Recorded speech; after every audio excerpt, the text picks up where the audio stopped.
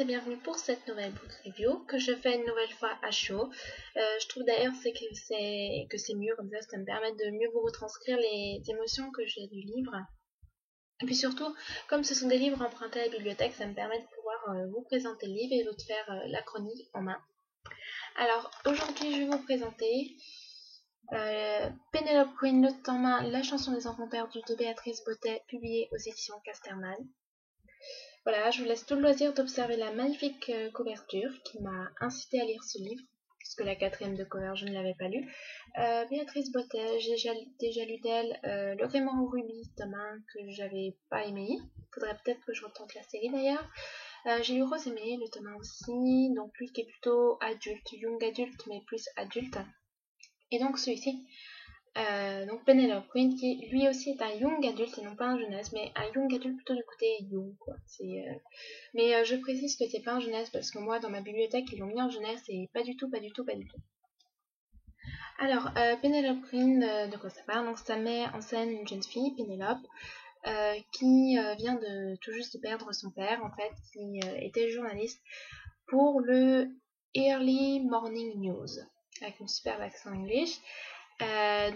Voilà, après avoir porté le deuil, donc elle décide, parce qu'elle est orpheline et elle n'a plus personne pour s'occuper d'elle, et elle n'a absolument pas envie de se marier, donc elle décide de suivre les traces de son père et donc de devenir elle-même journaliste.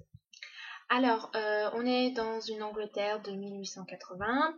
Penelope est une jeune fille de bonne famille, plutôt bourgeoise, et autant vous dire que les mœurs, c'est assez strict pour les femmes à ce moment-là, et une jeune fille journaliste, eh ben, c'est très très très scandaleux.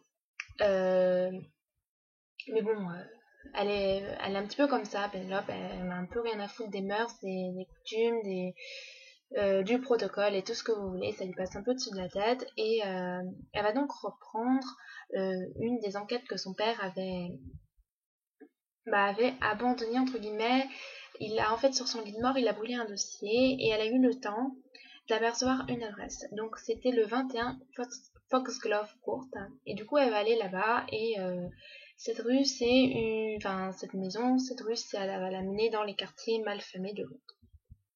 Donc voilà, et elle va se foutre dans un beau pétrin parce qu'en fait au départ l'enquête, mais elle sait même pas sur quoi, elle a vu cette adresse, elle va y aller et en effet peut-être matière à enquêter. Alors, Pénélope, c'est une jeune fille donc vraiment avec un sacré tempérament. Elle est fougueuse, elle est courageuse, elle est très imprudente, mais elle a aussi cette fragilité en elle qui fait, parce elle a quand même reçu une éducation de bonne famille. Enfin, quand je dis bonne famille, c'est l'éducation de bonne famille de l'époque. Vous savez, tomber en pamoison quand on entendait un mot et qu'on était choqué, tout ça. Donc elle est un petit peu comme ça, mais en même temps, elle est très réfractaire à la bonne condition des femmes de l'époque, c'est-à-dire qu'une femme doit être rangée, une femme ne doit pas penser, une femme est toujours d'accord avec son mari parce que son mari a raison et pas elle. C'est assez offusquant de lire ça, mais c'est vrai que du coup ça la fait un peu sortir de ses gonds et bref, elle est vraiment contre ça. C'est une féministe de pure souche, et voilà, donc en fait elle s'en lance dans une aventure la tête baissée. Elle est très imprudente, c'est vraiment une jeune fille très imprudente, certes courageuse, mais bon, intelligente aussi, mais très imprudente. Et donc voilà, en tout cas ça va être une belle aventure pour elle, mais c'est pas un tome unique, donc même si l'histoire en elle-même se termine vraiment à la fin du livre, on attend un tome 2, la fin, l'épilogue donc laisse présager un tome 2 et est plutôt intéressant en fait. Donc voilà, qu'est-ce que j'ai pensé de ce livre? Alors, je suis sortie de ce livre en me disant waouh! C'est vrai que voilà, c'est un livre, c'est pas un coup de cœur, je mets 4,5 sur 5.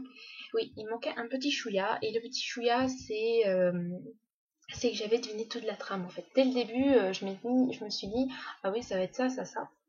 Et pendant le livre, je me disais, non, c'est trop simple, je sais pas. Ça m'arrive des fois de deviner des trucs, mais enfin pas tout quoi. Et là, non, j'avais tout trouvé. Et du coup, en même temps, j'étais un peu déçue parce que j'ai pas eu de coup de théâtre, mais j'étais vraiment entraînée dans l'histoire. L'écriture de l'auteur est vachement entraînante Et je suis ressortie de ce livre mais un peu choquée parce qu'il y a un personnage du livre qui m'a vraiment horrifiée. Il est décrit avec une netteté, une précision effroyable. C'est vraiment l'auteur a vraiment fait un travail vraiment. J'en ai été un petit peu bouleversée. J'ai pas versé ma larme pour ce livre. Je ne crois pas qu'il y ait matière d'ailleurs à verser de larmes. C'est pas quelque chose de larmoyant, mais c'est quelque chose qui vous saisit et qui vous entraîne et que vous pouvez plus refermer le livre. Et vraiment, c'est une très très très belle découverte. Il manque le petit chouïa, donc pour le coup de cœur, c'est vrai que la trame était assez simple, malgré quelques informations qu'on apprend et qu'on était dans la possibilité de deviner et qui sont des fois assez étonnantes. Ben, c'est pas le livre qui va vous transporter, mais au moins du côté de la trame. Mais vraiment, j'ai été très surprise par le livre. J'ai lu en 2 fois. La première fois, j'ai lu 26 pages. La deuxième, j'ai terminé le roman. Donc, c'est vous dire à quel point j'ai vraiment été entraînée par ma lecture. Donc voilà, Penelope Green, si vous ne l'avez pas lu et que vous voulez lire, eh ben, je vous y encourage, je vous le recommande même. Vraiment, c'est pas un roman jeunesse. Il y a quand même à un moment, quand même, il y a matière à faire cauchemar pour un jeune enfant et matière à être choqué parce que même moi, j'étais comme ça en lisant. Donc voilà, il y a quand même, c'est pas un jeunesse, hein. Je pense d'ailleurs avertir mes bibliothécaires que quand même, ça s'adresse pas à un enfant de 10 ans du tout. Donc voilà. Penelope Green, je vous le recommande vraiment. J'ai rien d'autre à dire, je crois que je vous ai dit l'essentiel. Euh, voilà. Donc je vais vous refermer avec vous cette nouvelle book review et je vous fais voir et à la prochaine pour de nouvelles book reviews. Bisous bisous.